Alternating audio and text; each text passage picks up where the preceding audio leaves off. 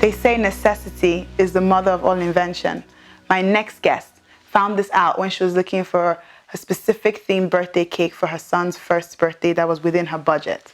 That discovery unlocked passion, which is now turned into Tease Bakery, a thriving business that has been featured in New Bride, Elle, Vogue, Harper's Bazaar, the National Wedding Show, and has also been shortlisted for many awards.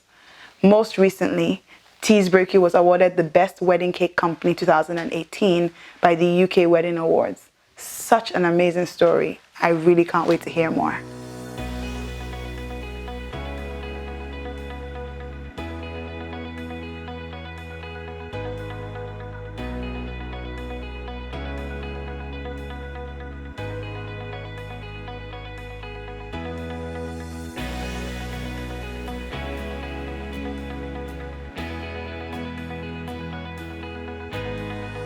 Welcome to another episode of viSHEbility, a show that spotlights and celebrates the achievements of women of color in the UK. And I'm your host, Mary Moshakwe Adeyemi. And today we have Toyin of Tease Bakery, baker extraordinaire, entrepreneur extraordinaire. But I guess firstly, just let's talk about your very interesting background ahead of now what is your day-to-day, baking. You were not always a baker. You're not trained to be a baker. No, so what did that look like before, studying a law degree, then moving on? Yeah, I kind of feel like I've been everywhere. I started off in law. I studied law at the University of Kent. Okay. And immediately I came out, I was applying for jobs within a law firm, and I was lucky to get a job in a solicitor's firm. And I worked there for about 2 years. And then after that, I went to law school where I was called to the bar. Nigeria? Law school in Nigeria or in the UK? Okay. Yeah, in the UK.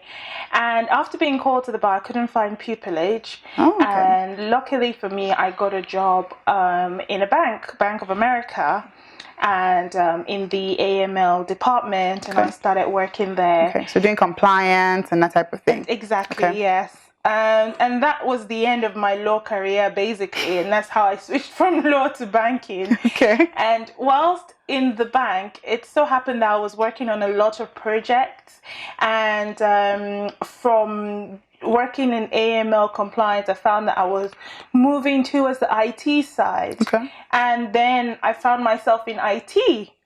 Right. And a few years later, I started working as a business analyst. So you'd left Bank of America at this point, or left Bank of America. Okay. I left when I was on maternity leave, and I left, and then I got a job at Bank of New York afterwards as a business analyst, because of all the project-based work that I had done in Bank of America. And whilst there, I had my first son. Okay. And then I went on maternity again and had my second son. And it was just soon after I had my second son, this was in 2015, on the 8th of February, that's when my first son turned 3. But a few days leading up to that, I wanted to make him a Jungle Book themed cake. And I contacted quite a number of bakers. A lot of them said they weren't available. It was too short notice. To cut the long story short, I couldn't find anyone to make him the cake, and I wanted a 2-tier cake with all the characters, etc. Okay, sounds elaborate for 3-year-olds, but okay, let's go with that. I think this is where God had a role in, because there was no reason to make him such an elaborate cake. I wasn't having a party for him. I wasn't doing anything, but he loved Jungle Book. And I think I just wanted to see the look on his face when he sees an actual Jungle Book cake, And I was just so determined to get him that cake. And when I couldn't find anyone to do it, an old-time family friend who happens to be a baker, who was also fully booked and couldn't do it, said to me, "Why don't you just do it by yourself?"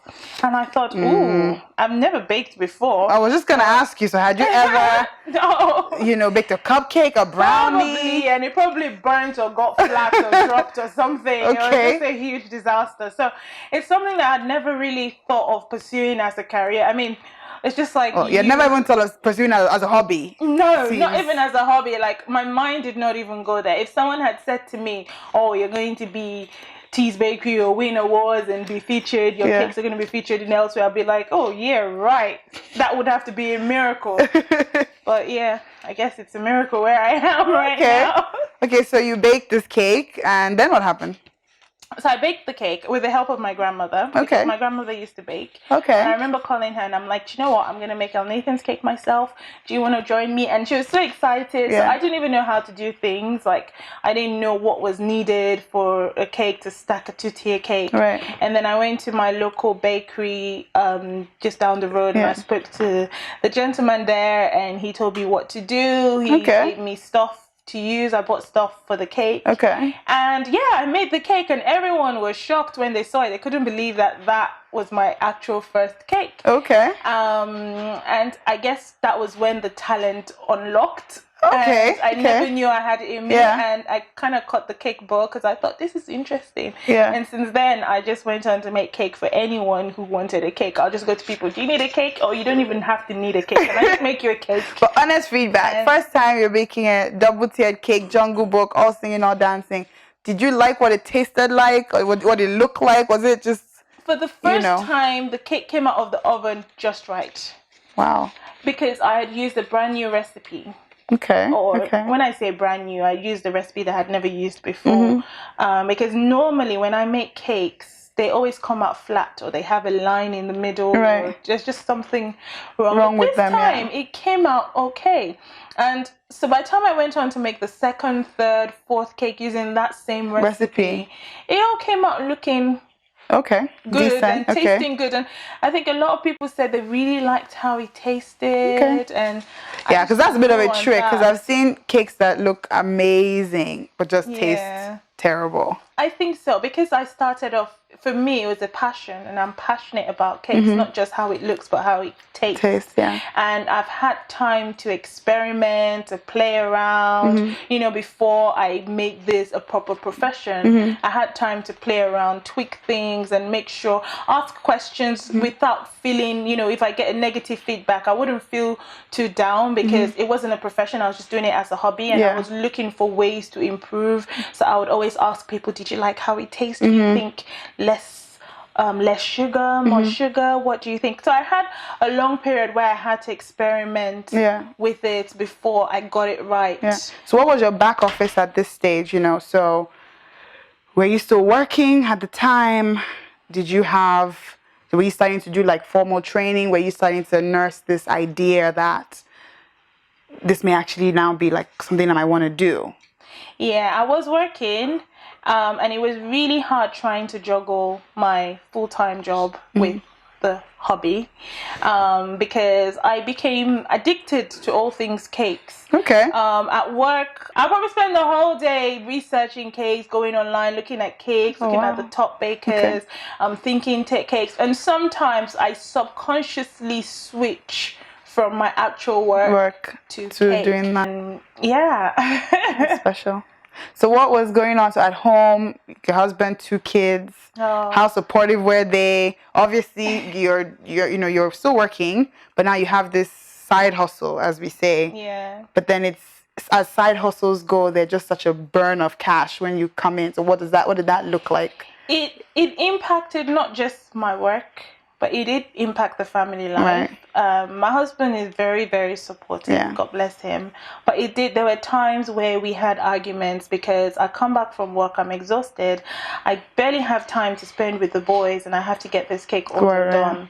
And I'm probably making cake till like 3 a.m. I wasn't spending much time with him, and he started to somewhat feel a little bit jealous. Neglected a little bit? Okay. And so it did impact, and he said, listen, you need to try and strike a balance, you know. And being a mom with 2 kids, you know, working, and then the cake, because the orders started to increase way beyond my friends and family circle. So it was really hard. I got to a point where I was now actually struggling, and I started to find that I was going through fatigue. Because for days I wouldn't have slept. You know, I've got my 9 to 5 and then go home, make the cake. And because I was starting off at that time, there were loads of times where the cake would just be rubbish and I had to throw it in the bin and start again, because I was still quite new to the art. So I didn't even realize that as little as sticking to the same brand of flour could make an impact. I remember we talked about actually that we did, Because I just buy flour. As long as flour, it's flour, you just buy it and use. But now I've come to learn that there's this one brand that works for me. I don't switch brands at all. Fantastic. So things as little as that. So sometimes I'll be baking up to 9 a.m. It comes out from the oven and it falls flat. Yeah. And I have to throw it away and I have to start again. So by 3 a.m. that's when I go to bed. I'm tired and then I have to wake up in the next 3 hours to get ready for my 9 to 5 job. Yeah. And it was really hard. So where we left off, sleepless nights, struggling sort of with the family, trying to blend all of this stuff together, taking minutes and hours out of your regular work day to find this new passion that you have and, build on it. When did you decide that, okay, this is just not going to work and something had to give? So obviously when all the exhaustion kicked in, I realized that if I had carried on the way I was, I would just probably end up in hospital or die. Oh, wow. No, because I was constantly in and out of the hospital due to fatigue. So I knew that something definitely had to give. And I knew I couldn't give up the cakes because it become a passion. I felt happy when I made cakes. Right.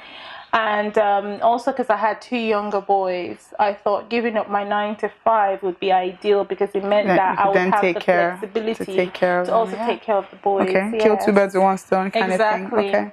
So it was a very hard decision because I got a contract extension at work and I had to turn it down. Wow. And I remember walking out of the office thinking, what have you just done? You have just thrown away your career. And I got home and I cried my eyes out because I knew that I was stepping into the unknown. Yeah. But did you plan for it? Did you save up, or was it just one day you woke up and thought? So at that point, I had already bought all the equipment and things that I needed to run the bakery from home because I run it from my house. Okay. So things like a different fridge. Okay. Space. I did up the guest room in my house. I turned it into my studio. Right. So I had already done all of that, and I had already saved up some money for some wedding shows and exhibition. Okay. And then I knew that once that money is all gone, that was pretty much Bakery has to make it happen. Okay. Yeah. So now let's talk money. Now, if you have a background in business, finance, how much of that played into you understanding what it took to run a business and get it right and be profitable? I think it really, really helped. My background as a business analyst certainly really, really helped because I was able to set business goals for myself. Okay.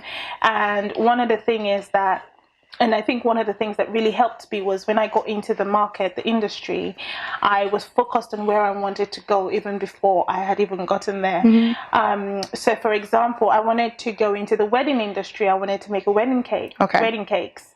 I had never done that before because prior to this, all the cakes I was making were celebration cakes. Yeah. But why wedding cakes? I mean, we'll come back to but why wedding cakes?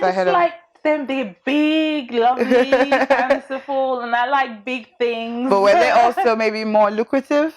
Yes. Okay. To a point, yes, because you get paid more for a wedding cake than for a celebration cake. So I guess on that perspective, yeah. Okay. Let's drill down. Okay, carry on.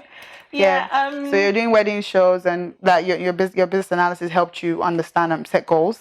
It did. So I knew where I wanted to get to, and I just aligned everything. So even when I was designing my website, the first designer I had on board, I had to let him go because he couldn't see my vision. He kept on saying to me, "Oh, but you've done stunning celebration cakes. Let's put them on." And I'm like, "No. I don't want to market myself as someone who does celebration cakes. I want to market myself as someone who does wedding cakes specifically." Yes. And he said, "But you've never done a wedding cake." I was like, "In the next month, I would have done 9. And he goes, "How is that possible?" And I said, "I'm just going to have a photo shoot." And then I called a luxurious hotel. And because I knew that for the sort of market that I'm trying to target, if I do a photo shoot, it has to be in a very nice, posh building. And then I got a model and I made 9 different wedding cakes. Wow. got a photographer who took the photos, and so those were the initial pictures that I used on my website. Wow. And then so they weren't even from a wedding? No. Wow, that is ingenious. Because before a bride books you to do her cake, she wants to know that see what you've And I didn't want to use up other people's photos on my website. I wanted everything to be organic. I wanted everything to be me. And even the wedding cakes I designed were very different from the norm. I wanted to set my own trend. So I wanted something different than the norm. So, and a lot of people, till today, I've still got brides inquiring for cake designs similar to the ones from that set of 9 that I designed. Yes. So I was able to then get them, and one thing I never compromise on, because branding is very key. And for me, my brand is not just about the color of my website, it's how I present myself. So whenever you hear Tea's Bakery, you automatically think luxury. That's what I want. So every time you see Tea's Bakery, it has to have that extra oomph. Extra oomph, exactly. Which is quite expensive. So for example, I'm exhibiting tomorrow, and I don't just exhibit anywhere. So you don't see Tea's Bakery all the time, but when you see Tea's Bakery, she comes with a bang. Nice. So I'm really looking forward to my setup tomorrow. For example, it's very different, very unique, and hopefully it would have the wow factor. Because I like to go all out. So with my cake designs, with how my cakes are displayed. So so did you make any assumptions that you later found out were just incorrect? Like in particular in regards to your business, how easy it might be or what challenges you might face? I knew it wasn't going to be easy. I knew I had to stoop to conquer. So there was. Can you talk a little bit more about that? So what does that mean for you when you say stoop to conquer? So I mean a huge salary jump. Decrease. So where in the past I could walk into any shop and buy anything I wanted, now someone giving me £20 is a big deal. Wow. Because I'm hustling for every penny. I'm trying to get that business in through the door.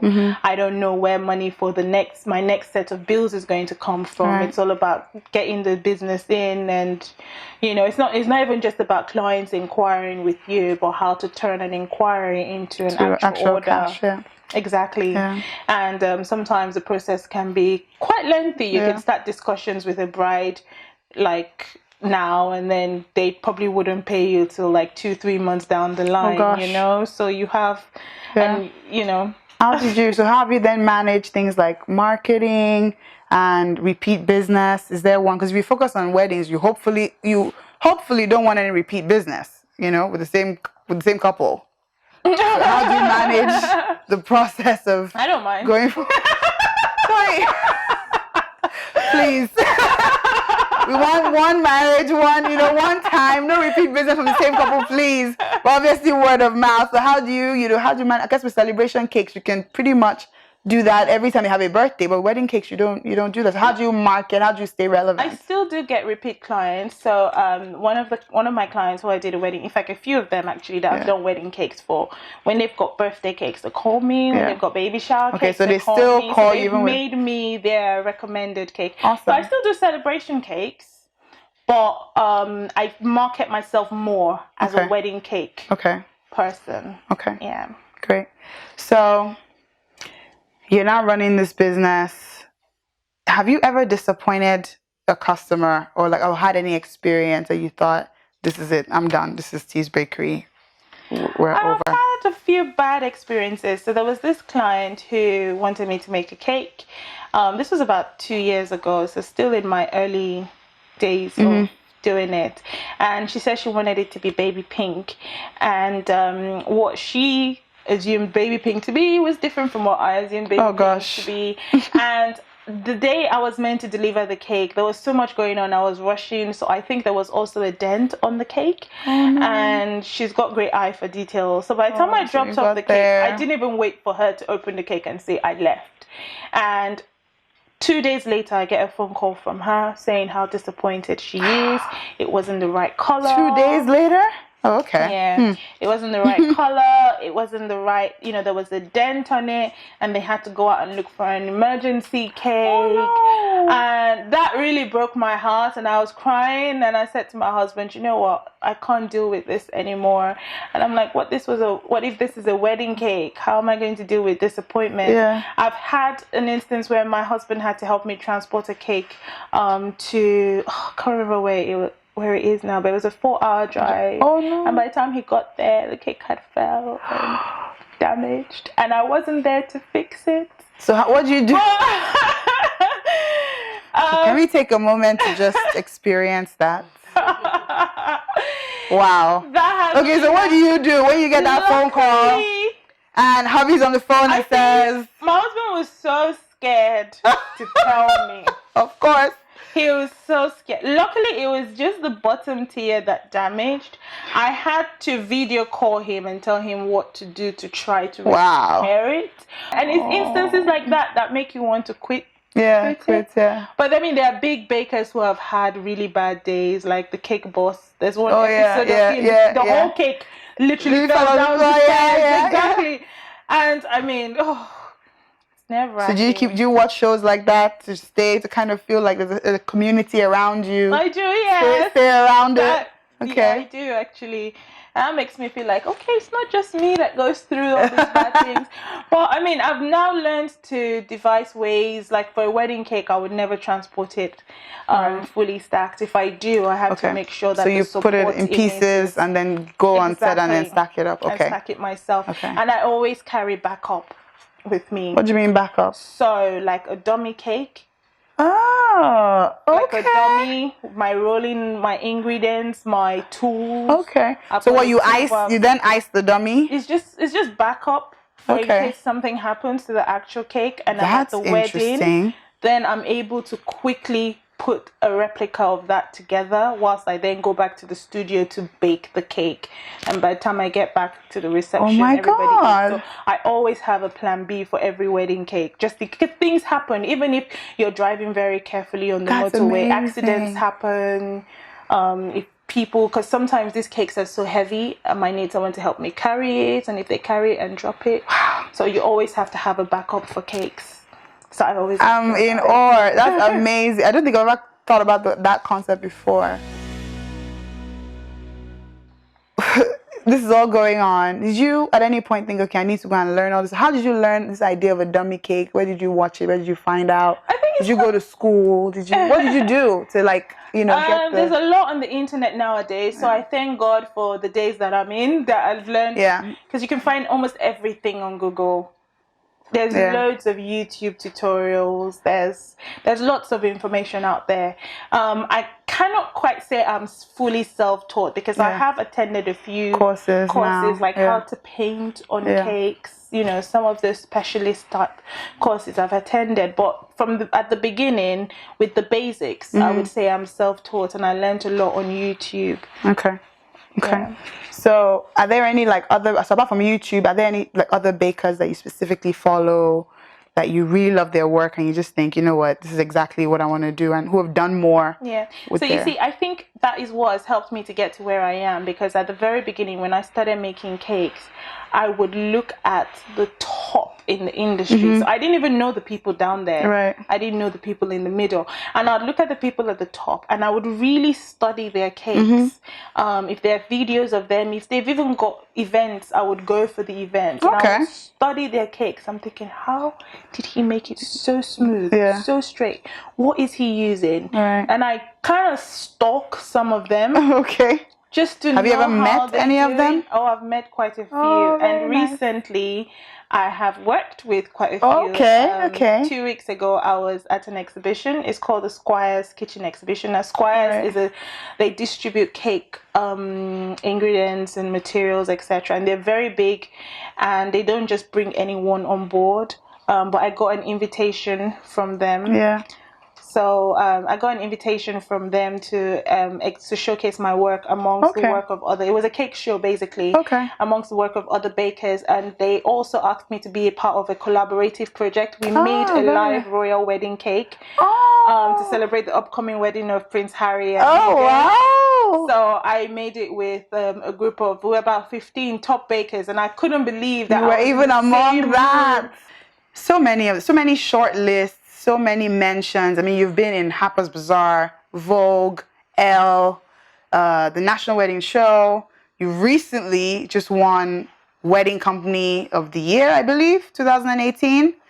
Amazing. So how did that all start? Like, how does that happen in your industry in terms of just like really just smashing the competition and just getting to the top?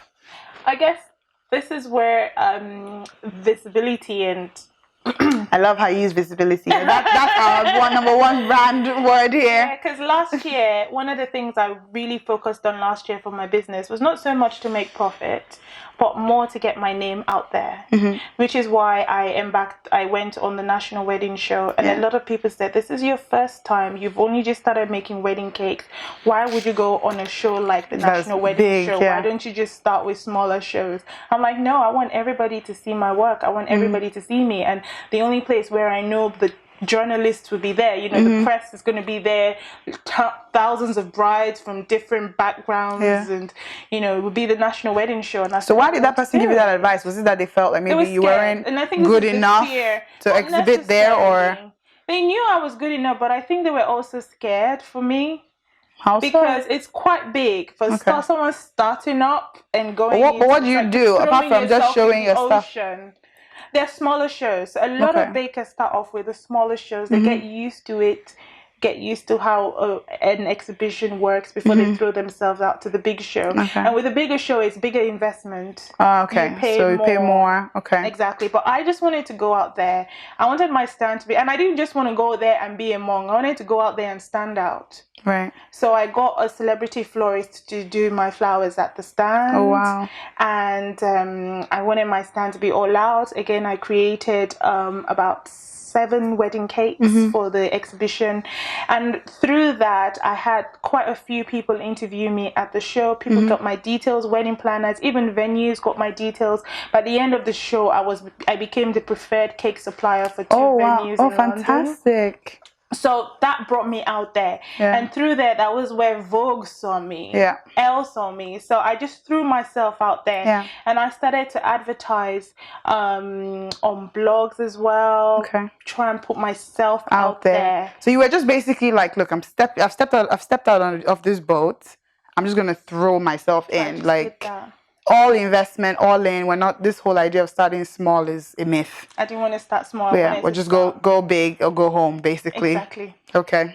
And I think it worked. And when you get published in one magazine, they all watch each other. So when I got published in Vogue, I think Harper's Bazaar and Elle must have seen it, and they contacted me. And then I got published in them. I recently got published in Bridal Vogue's magazine, and so many magazines. Your London Wedding, Wedding Flowers magazine, Wedding Cake magazine. Oh gosh. Your Wedding magazine, Perfect Wedding magazine. I've been in all of them. So does that type of visibility scare you? Like, does it I would expect, you know, it's featured in a magazine, maybe you get a few more calls than you would normally get. How do you then manage your one-man show? Like, how have you grown your business? Like, it's still at your house. It's still, you know, kind of, although your house is, you know, an amazing house, but it's still, you know, out of your home. How do you scale it? Well, I think I'm now at a point where I need to move out. Right. But in the meantime, I'm managing in my studio, so I've got my own separate confined space. When I have big orders, I get in help, interns, or there are other bakers out there that I mentor. So one of the things is that I don't compete. When there's an up-and-coming baker, I encourage. I tell them my story, and I'm saying, you can do it. And it helps, because when I need help, they all want to come and see how I do my cakes. And I so this is amazing, because one of the things I always talk to, you know, people that I mentor, just have different conversations, is we need to stop competing and really start learning how to collaborate, because I guess in the end we do more when we are working together. Of course, it's kind of like you know, this, I don't know what it's called, this gymnastic sports where you have to walk on a rope to get from one end to the other. Now, I tried doing that one time, and I remember the instructor who was there, he said to me, if you keep looking down, you would fall. If you keep looking at where you're placing your foot, you're going to before. But if you look at the goal, which is the other line, keep your eyes focused on the goal and just walk. Your legs would automatically know where to step. And if you look at the goal, you will get there. It's the same thing with running your own business. By the time you start looking at what other competitors are doing, what's this person, oh, I have to do better. You need to have a goal in mind. Where do you want to see your business? And keep your mind focused on that goal. Do everything that you can to achieve that goal, and you would get there. And before you know it, and this is what happened to me, I didn't know when I overtook a lot of people in the industry, because I wasn't looking at what they were doing. I was just like, I need to get there, and I'm still not there yet, but you're making headway. I'm on the way. Yes. But in that journey, have you ever looked back and thought, oh gosh, the security of a 9-to-5, I just want to go back sometimes? I have. It's all hustling, because 9-to-5, at the end of every month, you're getting a salary. You can plan. Yeah.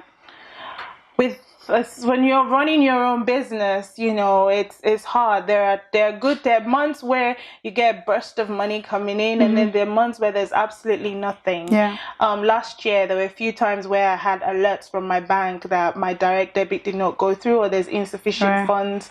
I remember once I was shopping in Costco and I couldn't pay for the goods because I had insufficient funds in my accounts, and I just cried and I'm like, God, can I continue this? And times like that I feel like quitting. But times like winning the award, for example, it makes it all worth it. Yes. Yeah. But I feel stuck. I feel like I can't quit. I just have to make it. Tea's Bakery doesn't have a choice. That's my income. Right. I just have to do it.